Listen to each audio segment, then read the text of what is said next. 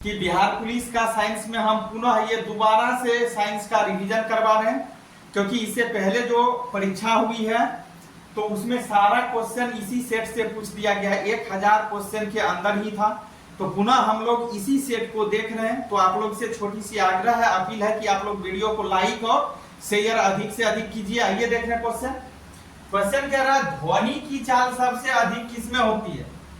पूछा जा रहा है कि ध्वनि की चाल जो होती है ना, ये ध्वनि की चाल सबसे अधिक किसमें होती है। ऐसे इससे पहले हम पूरा बताए थे डीपली कि ध्वनि किसको कहते हैं, ये भी बताए थे।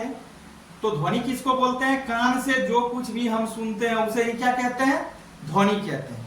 तो ये क्वेश्चन नहीं है, क्वेश्चन मेरा ये है कि ध्वनि की चाल सबसे अधिक किसमें होती है। ध्वनि की चाल सबसे अधिक जो होती है वह ठोस में होता है। याद रखना है, ध्वनि की सबसे अधिक चाल किसमें होती है, ठोस में। अगर पूछ दिया जाए क्वेश्चन एक और है कि ध्वनि की सबसे अधिक चाल किस में, तो ठोस में। ध्वनि की सबसे कम चाल किस में होती है। जब सबसे कम पूछा जाए ध्वनि की चाल किस में होती है, तो गैस में सबसे कम हो जाएगा, और सबसे अधिक अगर पूछा जाए तो ठोस में। चलिए दोनों क्वेश्चन यहाँ हो गया। फिर देखिए क्वेश्चन, ध्वनि की चाल सबसे कम किस में होती है, गैस में अभी बता दिया। आगे देखिए कहता है एल्युमिनियम में ध्वनि की चाल कितनी होती है। अब पूछ रहा है एल्युमिनियम जो होता है, एल्युमिनियम में ध्वनि की चाल कितना होता है, ये कितने ज्यादा होती है। तो किस चीज में याद रखना है, एल्युमिनियम में अगर पूछ दिया जाए कि ध्वनि की चाल कितनी होती है, तो याद रखना आपको 6400 मीटर प्रति सेकेंड होगा। कितना होगा, 6420 मीटर प्रति सेकेंड होगा। चलिए आगे देखिए।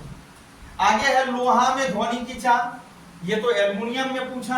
अब पूछ रहा है लोहा जो होगा, उस लोहे में किसकी चाल, ध्वनि की चाल लोहे में कितना होता है। तो ध्वनि की चाल लोहे में जो होता है वह होता है 5100, कितना याद रखना है, 30, 5130 मीटर प्रति सेकेंड। चलिए आगे देखिए।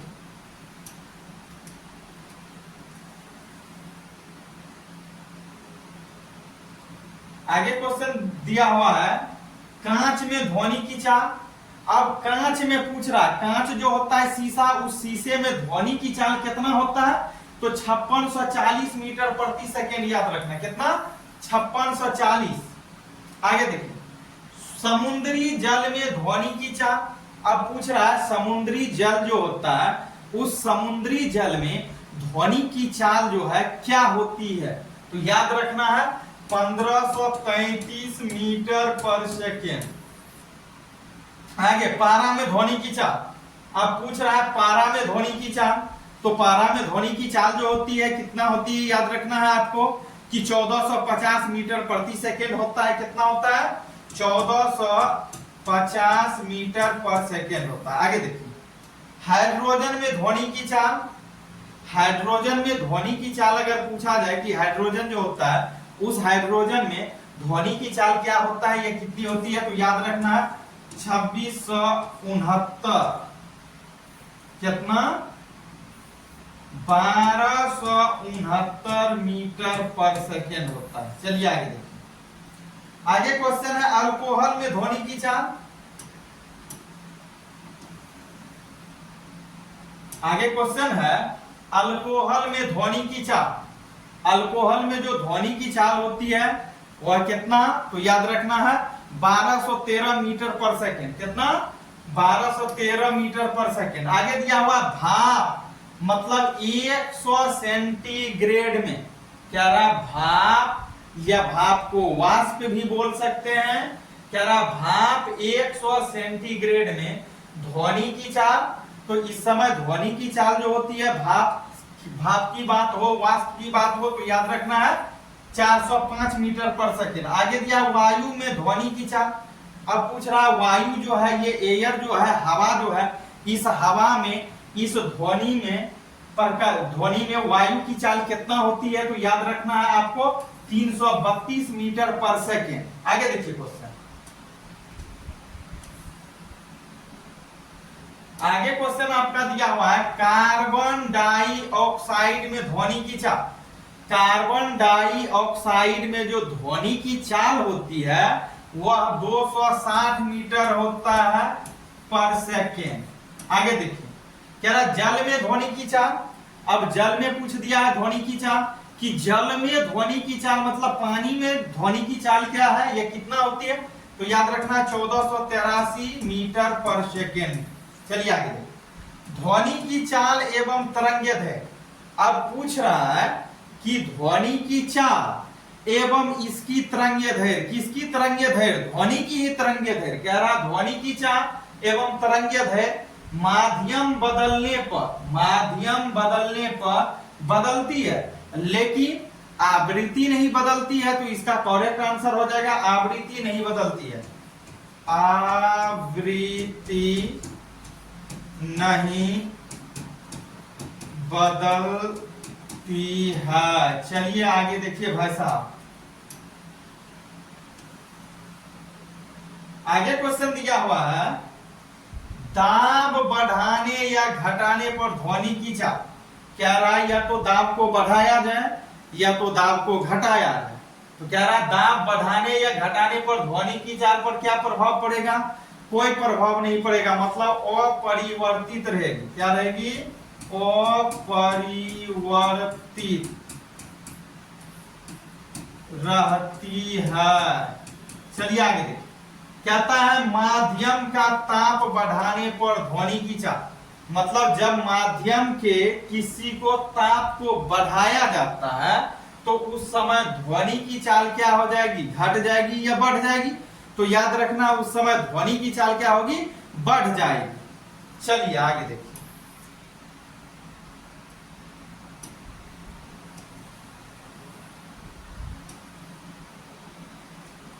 आगे क्वेश्चन है नमी युक्त वायु का घनत्व। कह रहा नमी युक्त वायु का घनत्व मतलब जिस वायु में नमी की मात्रा होता है, हल्का पानी की मात्रा होती है, जैसे आप ठंड का मौसम बोल सकते हैं। तो कह रहा नमी युक्त वायु का घनत्व शुष्क वायु के घनत्व से, तो स्वाभाविक सी बात है अधिक हो जाएगा। क्या हो जाएगा, अधिक होती है, अधिक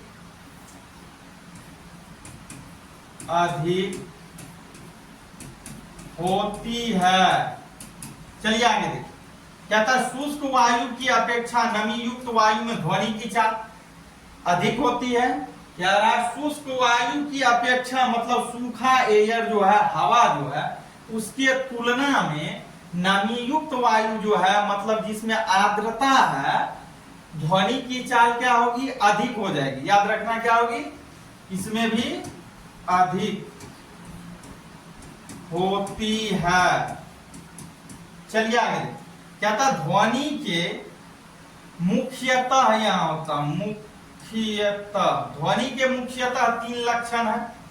अब आपको याद रखना है कि पूछ दिया जाए कि ध्वनि के मुख्यतः या मेन लक्षण जो है वह 3 गो है, कौन कौन है, तो याद रखना है परवलता होता है, तारत्व होता है और गुणता होता है। क्या क्या होता है, परवलता होता है और एगो तारत्व होता है और एगो कौन होता है, गुणता होता है। चलिए आगे देखिए,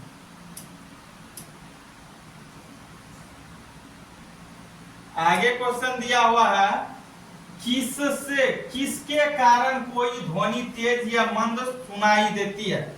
मतलब क्या कारण है कि कभी ध्वनि मंद मतलब धीमी गति से सुनाई देती है और कभी ध्वनि तेज सुनाई देती है। तो इसका कारण क्या है, बात सही है, कभी कभी हम लोग को किसी का आवाज जोरों से सुनाई पड़ती है और किसी का आवाज काफी कम सुनाई पड़ती है।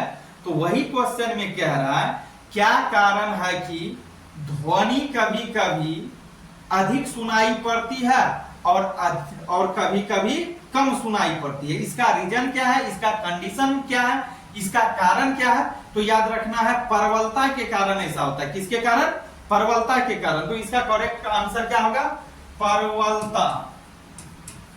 चलिए फिर से क्वेश्चन को देख लीजिए, कहता है किसके कारण कोई ध्वनि तेज या मंद सुनाई पड़ती है, तो परवलता के कारण ऐसा होता है। चलिए आगे देखिए क्वेश्चन, कहता है ध्वनि की परवलता व्यक्त करने का मात्रक है।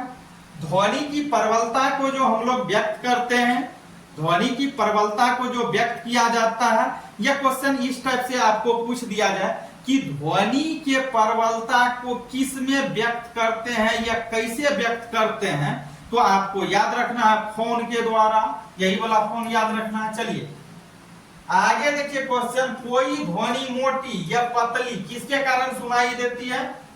कोई ध्वनि जो हमें मोटी सुनाई पड़ती है, कोई ध्वनि पतली मतलब सुरीली, मतलब लड़का का आवाज बोले तो मोटा सुनाई पड़ता है और लड़कियां का बोले तो आवाज पतली सुनाई पड़ती है।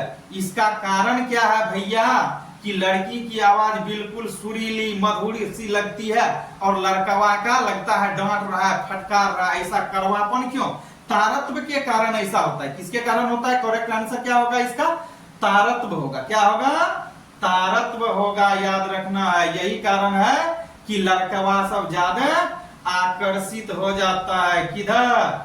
उजल की, पियर की, हड़की की ओर। तो किसके कारण? तारत्व के कारण। तारत्व के कारण क्या होता है? लड़कियां की आवाज क्या होती है? मधुर होती है। चलिए आगे देखिए क्वेश्चन। आगे है क्वेश्चन,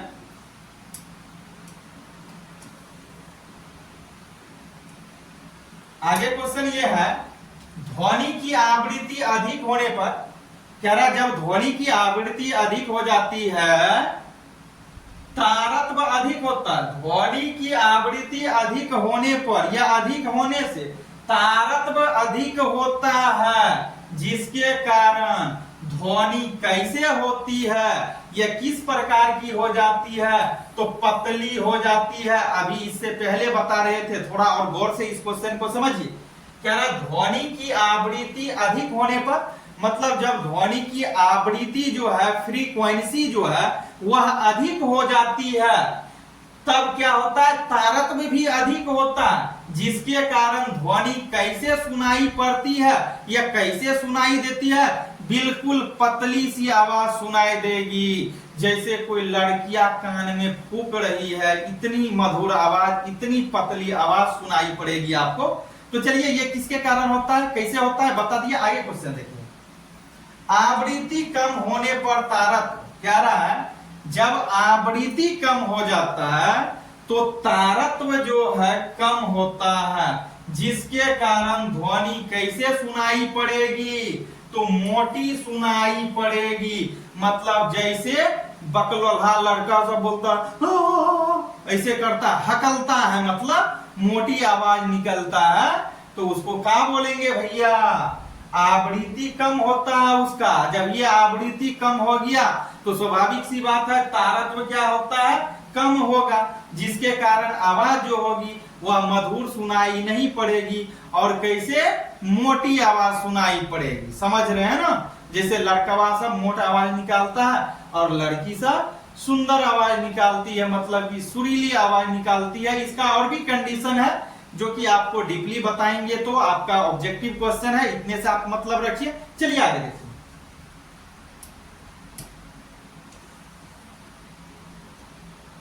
आगे क्वेश्चन है, ध्वनि वह, क्या रहा? ध्वनि का वह लक्षण।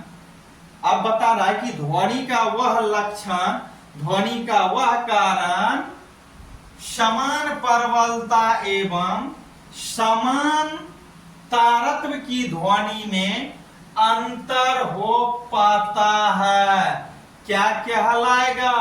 तो गुणता कहलाता है, जिसको आप इंग्लिश में क्वालिटी बोल सकते हैं। तो ये याद रखना है, नहीं तो फिर आपका बुरा हाल है। समझ रहे हैं कि नहीं समझ रहे हैं? ऐसे देखिए होता है ना